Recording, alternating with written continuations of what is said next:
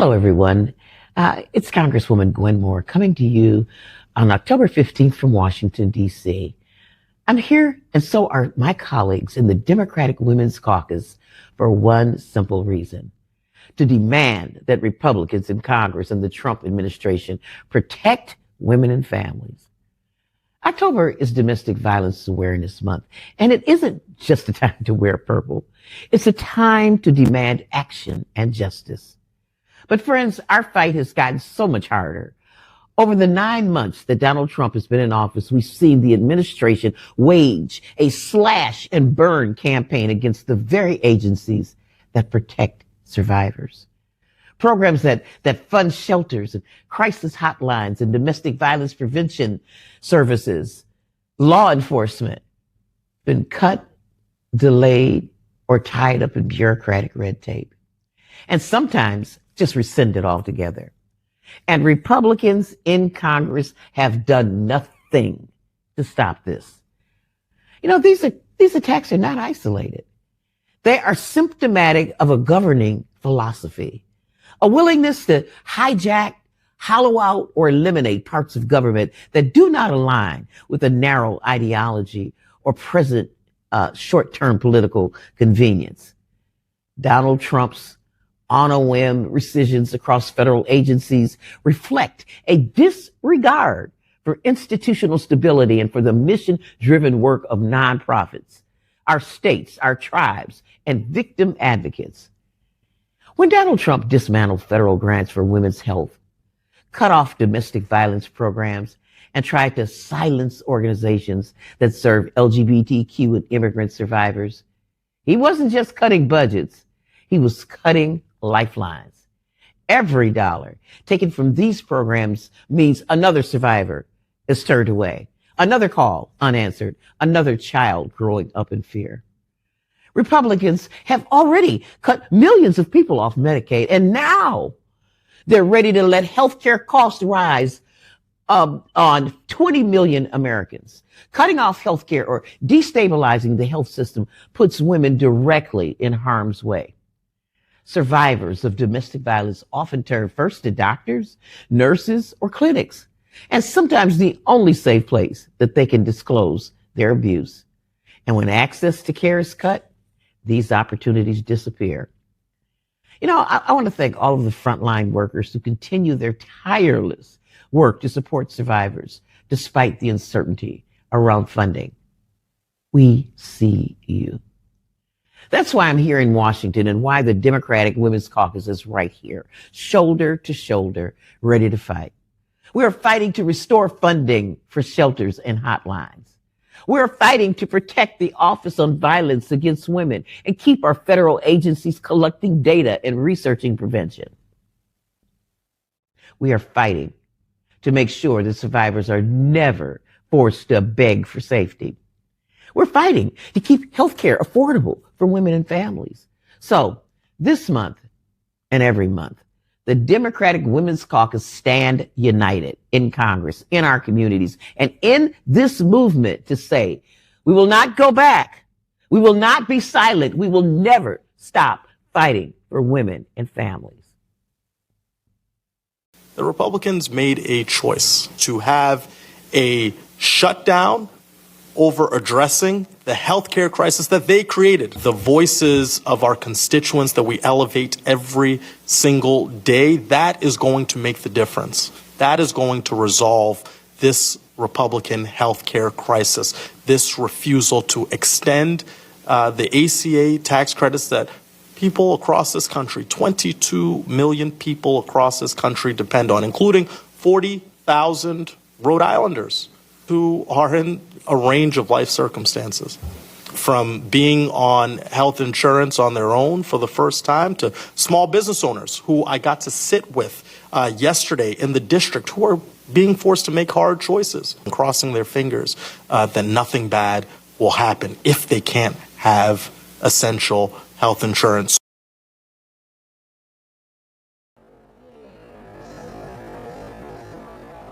It is Chuck Schumer and the Senate Democrats who are utilizing the federal workforce as pawns. When you think about this, it is critically important that we focus right where we need to, and that is that this shutdown should not be occurring. Unfortunately, Chuck Schumer and his colleagues have chosen to play politics, and they've done that obviously with the lives of federal workers. When we're looking around the country and when we're talking to constituencies, whether that's pay for military, whether that's making sure the WIC program continues, or whether that's the VA services. I had a call about this today.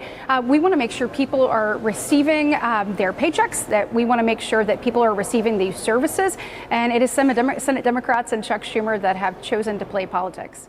He's got more trials coming up.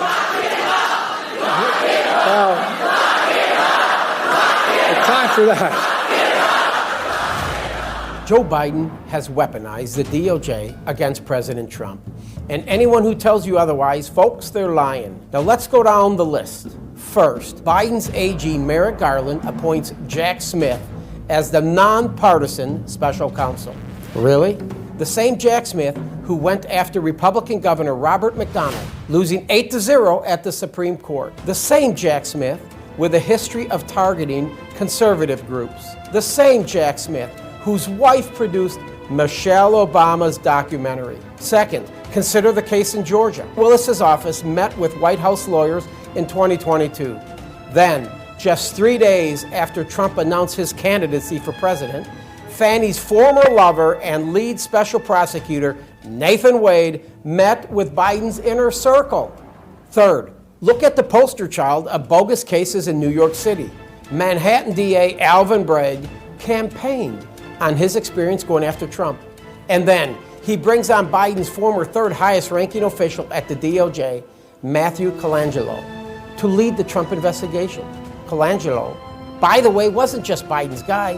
He also led the New York AG's inquiries into President Trump.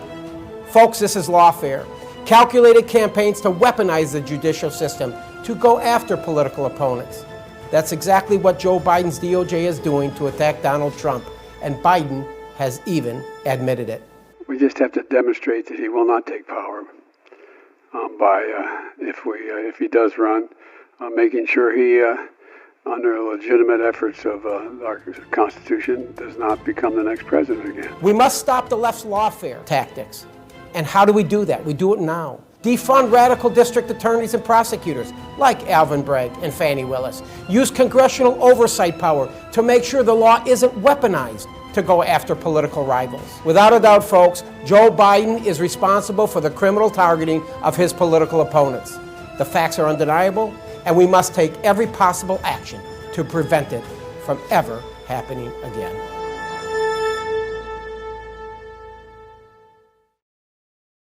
Hi, my name is Steve Gomez. I'm a self-employed father of these 3 wonderful children in Gilbert, Arizona. We have gotten our health insurance off the ACA marketplace for the last 5 years and have seen our premiums go through the roof. This little man, Anthony, was born with a heart defect that required a number of surgeries, including transplant at just 6 weeks old. So for our family, health insurance is not just a necessity, it is an absolute. If these premiums tax credits expire at the end of the year, unless these Republicans have chosen to set out, millions of families like ours across the country will be forced to choose between health care and other necessities, and this cannot happen. Republicans, this shutdown sits squarely on your shoulders. You are willing to affect millions of families and millions of your constituents just to ensure that billionaires and corporations continue to receive the tax breaks that you feel they so very much deserve, and this has to stop. Each time I talk to you, talk about something that means a lot to you, which is trying to reduce the number of veteran suicides in this great country. I know you've been working hard on that. What's your progress report, sir? Good so far. And let me ask another thing that needs to be reported. All of our suicide prevention efforts and everything and our crisis hotlines, all those are still operating. Please do not feel that you're alone out there. We have people that can help you.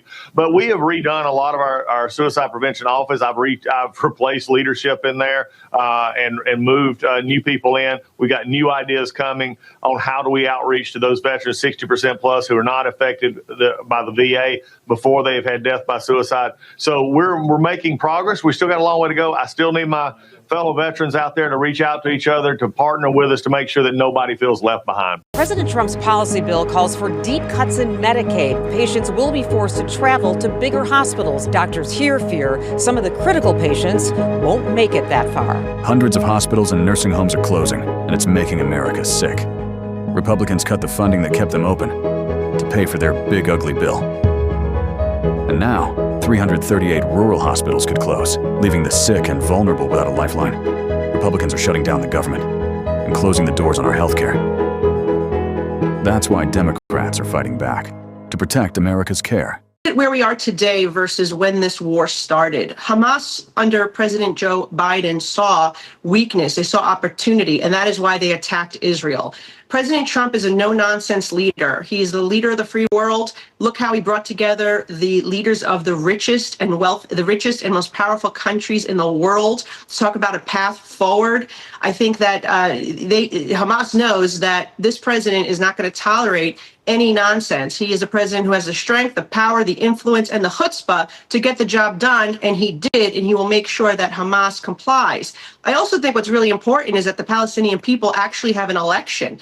Mahmoud Abbas has not called for an election and has delayed election and taking away the voice of the people. I think they should have a right to their future. An election should be called so they can move forward as well. And you're seeing how the president's also bringing together those wealthy Arab nations to fund the rebuilding of Gaza. So all of this is critical. It can only be done under President Trump. And that's why they call him the peace through strength president. I call him the chutzpah president. That's what I've been telling all my Jewish friends this week, and they love it. Good one. On the related question, when you take ACA together with the cuts to Medicaid, if this shutdown continues and the Republicans continue to push through a funding bill that does not address the 15 million Americans that will lose their health care, they let the ACA health credits, tax credits expire. What does that mean as far as the quality of care available to average Americans? It has the potential to become non-existent. There would be a lowering of a bar for the level of care that people should be and will be expecting, and unfortunately that will become the norm and not the exception. Thank you very much, and I'm going to urge Mike Johnson here, open up Congress, let us get back to work, let us fix this, end the shutdown, and not abandon millions more Americans to not being insured. Congresista, Mario Pentón de Martín Noticias. El régimen venezolano está muy vinculado con el régimen de La Habana, con el régimen cubano. Siempre escuchamos en la prensa y escuchamos de hecho a la administración hablar del cártel de los soles y no vínculos directos con el régimen cubano. ¿Qué piensa usted de eso? Yo creo que la administración sabe muy bien los vínculos que tiene el cartel de los soles, todos esos carteles con el régimen de Cuba. Que nosotros hemos nombrado como un régimen que patroniza el terrorismo. Así que nosotros estamos muy claros en eso. Yo estoy también seguro que el secretario de Estado, Marco Rubio, está muy claro en los vínculos entre Venezuela y Cuba y también el apoyo que le da Venezuela a Cuba. Y que si algo sucede en Venezuela para cambiar el gobierno o eliminar o sacar de poder a Maduro, yo creo que le va a dañar a Cuba, el régimen de Cuba. Va a ser muy bien para Cuba, los cubanos, pero mal para el régimen que tiene hoy Cuba. Así que eso, aunque no lo han dicho, yo estoy seguro que ellos saben la relación que tiene Venezuela con Cuba. Bueno, yo creo que para mí no me sorprendió. El CIA está involucrado en muchas partes del mundo. Y me hubiera sorprendido si no tuviéramos operaciones en Venezuela, sabiendo muy bien que nosotros hemos puesto una recompensa de $50 millones a Nicolás Maduro, que es el líder de un régimen ilegítimo, que es el líder también de un cartel que nosotros hemos nombrado como un cartel narcoterrorista que también ha matado a americanos y que estamos en guerra contra esos carteles. Así que eso no me sorprende a mí. Así que si alguien está sorprendido que hay operaciones de CIA en Venezuela, por favor, eso no debe sorprender a nadie. Bueno, el gobierno de Nicolás Maduro está involucrado en el cartel de los soles. No solamente es Nicolás Maduro, son la gente que están rodeando a Nicolás Maduro. Así que estamos en guerra contra ese cartel.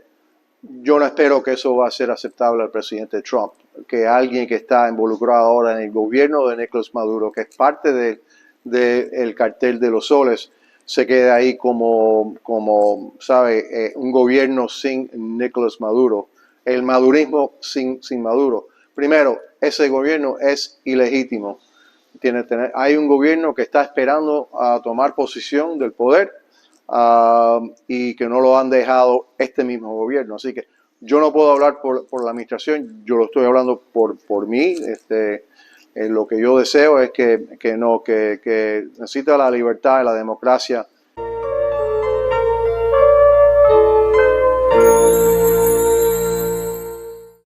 Republicans are waging a war on your health care on every front. They're gutting Medicaid, cutting coverage from millions of working families. They're going after your Medicare, shredding the safety net to lower taxes for their billionaire friends. They're defunding Planned Parenthood, blocking care for women nationwide. Hospitals are closing, nearly 300 at risk across rural America. They're pushing vaccine conspiracy theories that will make all our children sicker. And they're gutting cancer research, shutting down the labs that deliver cures. From Medicare to medicine itself, this is a Republican war on healthcare. We have to fight back before it's too late. Hey, we're driving on the way to Butte, driving through Boulder Batholith. You know, the roadside geology of Montana is really spectacular. What we're seeing is the rocks that were formed deep within the Earth's surface in one event, and then the overlying rock was eroded, you know, leaving this great formation of rock, a lot of granite, potassium feldspar, plagioclase, but it leaves beautiful, large rocks and formations, and you got to say that Montana rocks.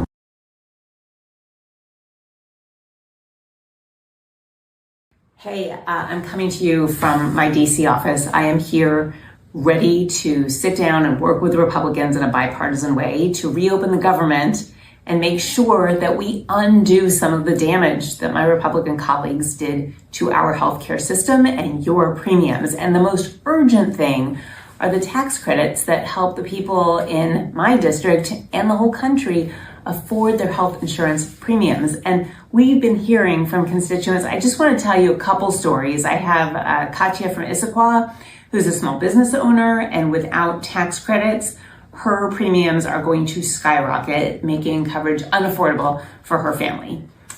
We also heard from Danielle in Preston, who is a clinical mental health provider, and she's worried about the increased burden on hospitals and also financial assistance programs if these tax credits expire because they impact her patients. And then there's Kayla from Auburn, who provides telehealth services to public school students, and she relies on her Affordable Care Act plan to manage chronic health conditions. And so she's concerned about how is she going to be able to afford her plan without these tax credits. These are real people with real stories. Open enrollment starts on November 1st, and rates are going to go up, and we need to help you afford health insurance and keep you covered. It's real straightforward. I mean, we passed a bill out of the House, as the speaker just said in that clip you ran, and it's over in the Senate. And all you need is 5 more Democrats to join in. As everybody knows, we could pass anything we want with a majority in the House. And while Hakeem Jeffries tried to whip all of his members to shut the government down, we still passed that bill with Republican votes. But in the Senate, they need 60 votes, which means even with every Republican, they need some Democrats. And that's where Chuck Schumer has been shutting down the government. And for what, you ask? It's really a wish list of things that he filed as an alternative to open the government back up again. And trade includes $1.5 trillion in new unrelated spending. And by the way, he's gutting rural hospital funding. While they talk about health care, they gut rural hospital funding to give taxpayer funding, for example, to illegals. That's part of what is in Chuck Schumer's bill. This Epstein investigation, what's going on right now, this is a White House cover-up that Mike Johnson is now involved in. He is clearly shutting down the government, denying people pay. Our military in the United States may not get their pay because Mike Johnson is now trying to protect Donald Trump and Donald Trump's wishes around the Epstein files and this investigation. When you have Jeffrey Epstein saying Donald Trump was his best friend for 10, 15 years, when Donald Trump is trying to all throughout the campaign say we're going to release the files and then doesn't, something is going on. And I hope that the public understands that with every day that passes, there are more questions. This whole thing becomes much more suspicious. It's time to swear in Adelita, and it's time to release the Epstein files. Number one, how soon do you anticipate it'll be before this shutdown ends? And number two, and more importantly, or just as important, I should say more important, but just as important, if federal workers out there are working and not getting paid, how do you feel, or how should the American people feel about our politicians on Capitol Hill who can't get together to get this done, getting paid while federal employees are not?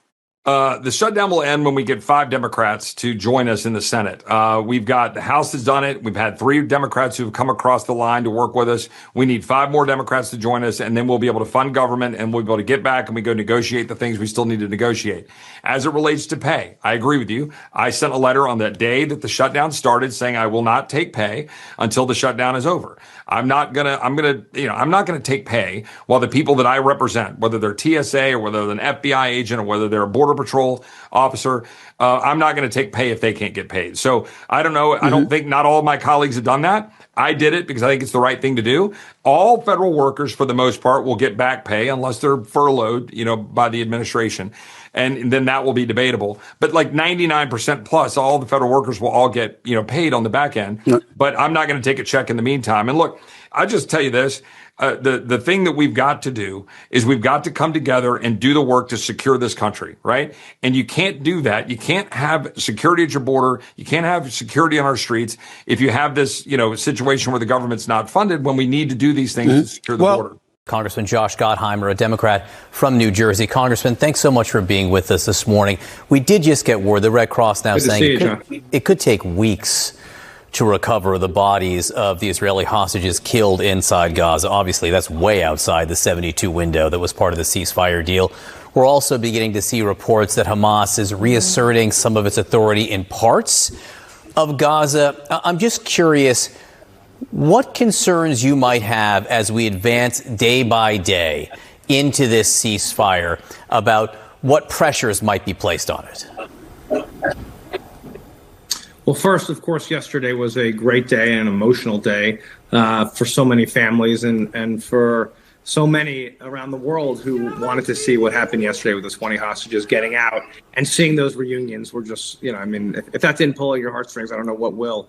But there's 24 hostages that are left, as you pointed out, that are still in Gaza, the remains, and we need to give closure to those families and let them mourn. And so, yes, this was not what the plan was. It was supposed to be 72 hours. It was not supposed to be 4, as released yesterday. And you see teams on the ground right now, right? As you probably know, the Egyptians working with the Israelis and others, forensic teams on the ground looking for the remains. And I think that's critically important. That can't be delayed. And we can't let that get in the way of moving forward here into this next phase, which is critical. That's where Hamas, as you pointed out, is required to lay down their weapons, to give up their governing responsibility. That is a tough phase, but it has to happen. Hamas terrorists cannot remain in control if we're going to find a way forward in Gaza.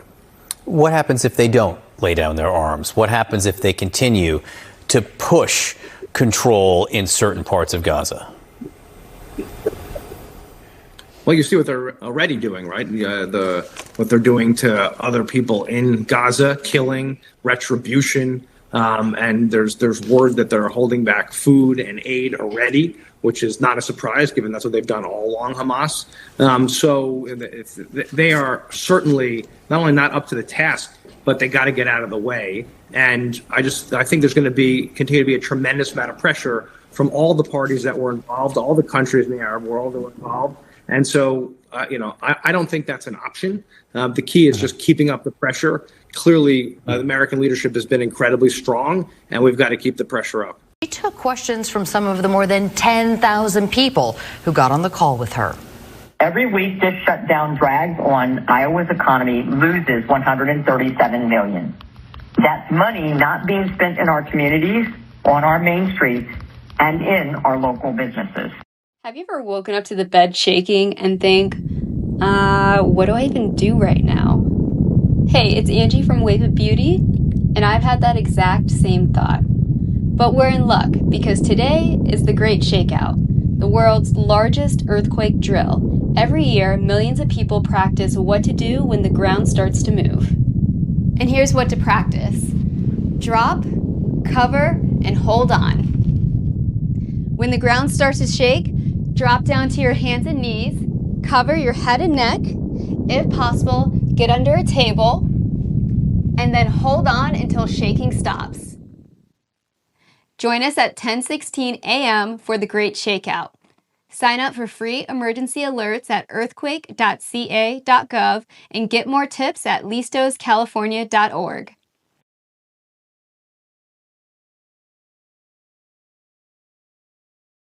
We're here today to announce a historic victory for American women, mothers, and families. With the actions I will outline this afternoon will dramatically slash the cost of IVF and the treatment and many of the most common fertility drugs for countless millions of Americans. Prices are going way down, way, way down.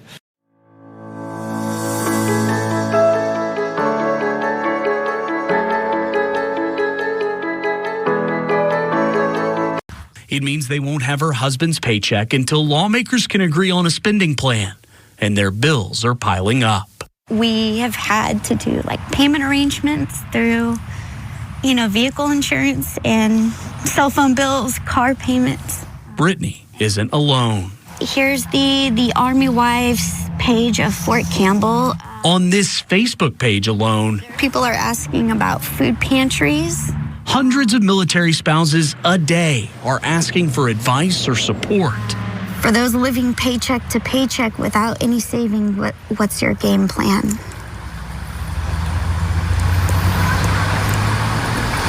it hard to see those? It is. In some previous government shutdowns, Congress has specifically passed laws to make sure that military families are still paid during a shutdown. That hasn't happened this time. Well, since I'm in the news, I'm going to be very nice about it, but I wish that they would get their things together